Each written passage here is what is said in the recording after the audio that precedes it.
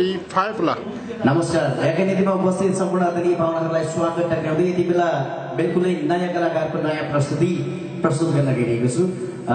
नृत्य बस्तीको लागि आउँदैछन् सपना राई र उक्त नृत्यलाई आफ्नो क्यामेरामा कैद गर्दै हुनुहुन्छ लालबहादुर ढङ्गाजीले गीतको बोल रहेको छ झकास झापाली केटाकेटी आए गुलेली खेलाए मट्याङ गर्न सक्दैनस् अब